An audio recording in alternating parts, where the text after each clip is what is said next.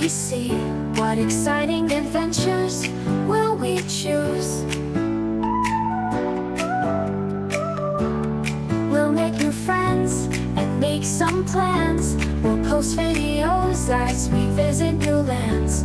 We'd love you to join us as we sail around in floating hotels of every brand. We're retired and it's time to cruise. Come and join us or watch our YouTubes.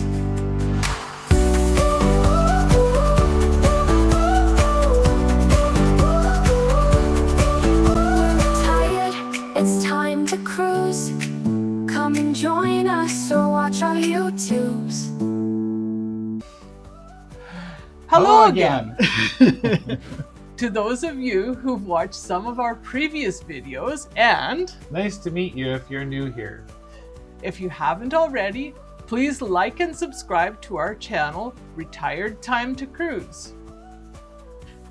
Darren and I recently retired and are celebrating life with a bit of a do-it-yourself world cruise. We'll be traveling from Seattle, USA, down along through the west coast of North America, through the Panama Canal, checking out a few Caribbean spots, then crossing the Atlantic to get a taste of Europe, turning right around and touching some African ports before returning to the USA, finishing just before Christmas in Fort Lauderdale, USA.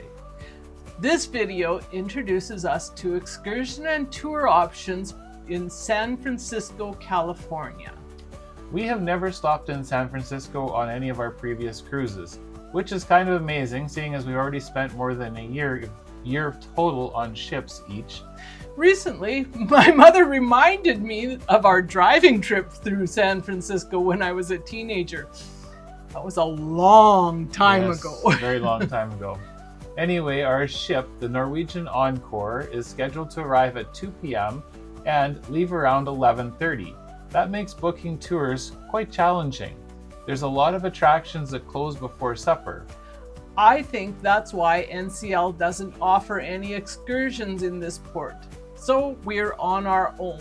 Yeah, On the other hand, there are a wide variety of attractions within easy walking distance from the ship.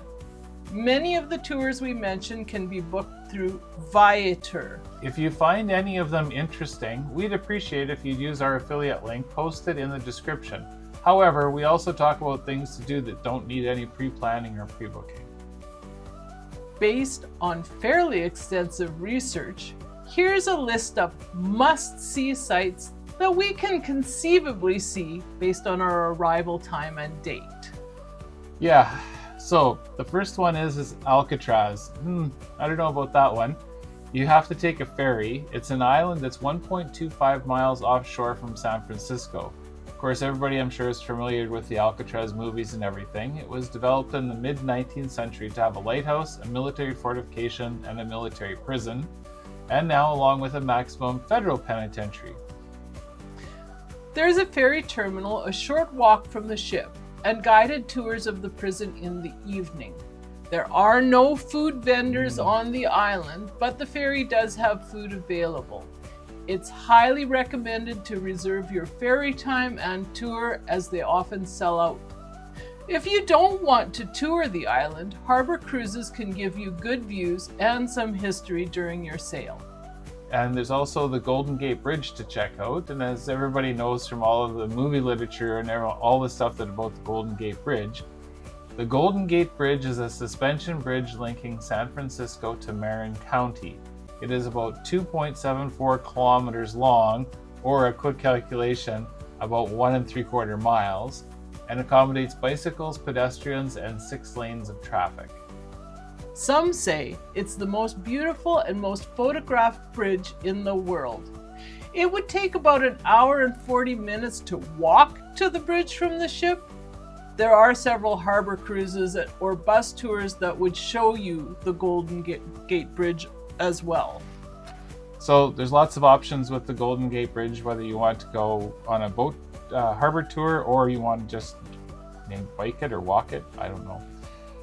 Lombard Street is a famous street that it's been in lots of movies as well. It's 1 block long and has 8 hairpin turns. So you can walk there from the ship in about 30 minutes to see it from the bottom. It would probably be better to take some type of a tour, including Lombard Street, to get the full experience. There are 2 different hop-on, hop-off bus tours that both include Lombard Street. And then there's the Haight Ashbury District. So sometimes you can combine, depending on the tour, they have several things combining these together. This area is famous for being the hub of the hippie counterculture movement. Architecture and nostalgia surrounding this area make it a popular attraction. It would take over an hour and a half to walk there from the ship. Even public transit takes almost an hour, so an Uber or a tour could be your best choices if that's somewhere that you want to see. Yes. And again, as we all know from the movies, San Francisco is famous for its cable cars. So if you're interested in riding a cable car, the cable car system was built in San Francisco in 1873. It's one of the last of its kind operating. The cars grip a constantly moving cable that is powered by an engine and a central powerhouse. It will take you up and down some steep hills. A one-way ride costs about $8 and a full day pass is $17. It starts at Fisherman's Wharf, which is only about a 20-minute walk from the cruise ship. Speaking of Fisherman's Wharf, this is a bustling tourist area on the northern waterfront. It has souvenir shops, food vendors, a sea lion colony, and views of the bay, Alcatraz, and the Golden Gate Bridge. There are some historic ships to tour as well. Some of the shops and eateries are even in a famous former chocolate factory. Former chocolate factory. I wonder if there's any smells of chocolate left over. Anyways, it's an easy walk from the ship, and if you want to make it more interesting, you can book a smartphone guided scavenger hunt for around $20. Interesting idea. Smartphone scavenger hunt. Coit Tower is on top of Telegraph Hill in Little Italy and gives you a bird's eye view of San Francisco. It was built in 1933 and is 210 feet tall. Even if you take an Uber to it, there's at least 40 steps to climb to get to the entrance. You can go into the bottom floor for free and check out the art, but the elevator will cost you $8. And then, even once you get to the top, you still have to climb another 2 stories to get to the very top. But that's where you get the best views. The tower does close at 5, so if you're going from the ship, make sure it's your first stop. You'll be able to walk there from the ship in about 15 minutes. So that's pretty close. Yeah.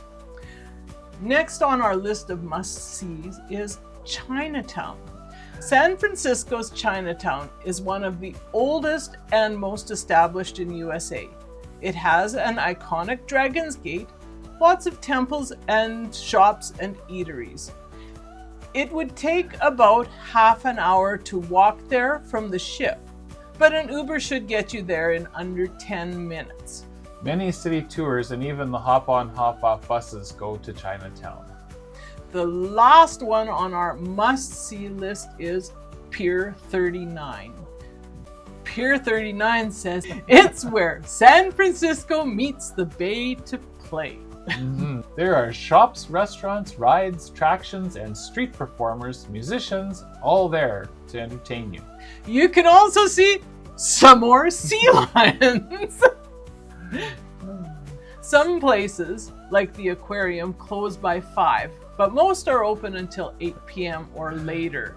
This is where many of your bay cruises would embark from. There's even a musical staircase, and Pier 39 is just a short walk from the ship.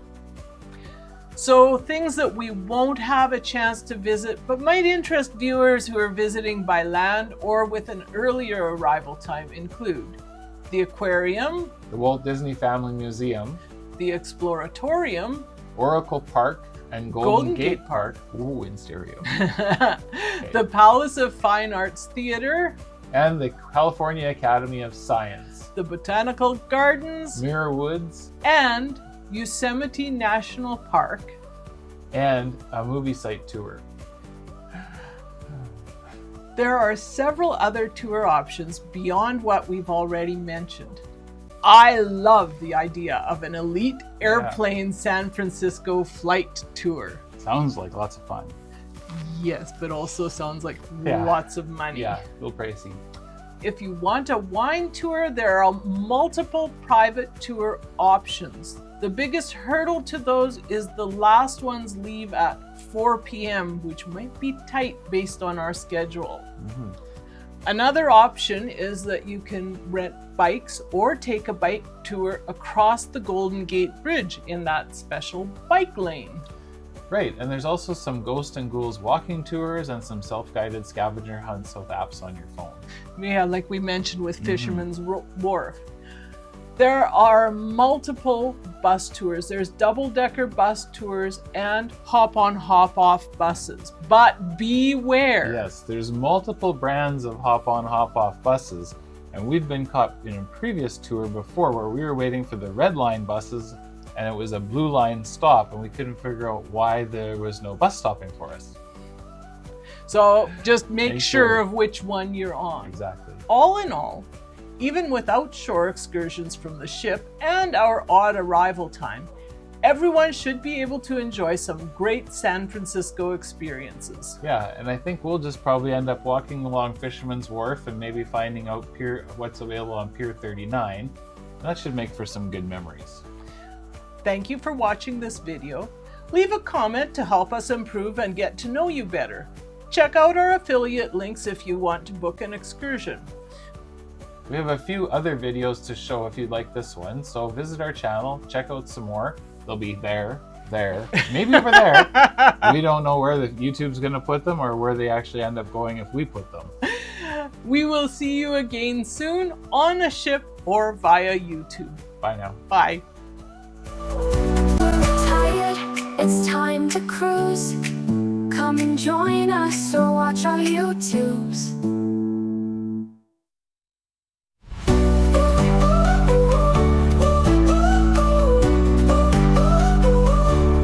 We're retired, it's time to cruise. Where will we go next? What will we see? What exciting adventures will we choose? Make new friends and make some plans. We'll post videos as we visit new lands.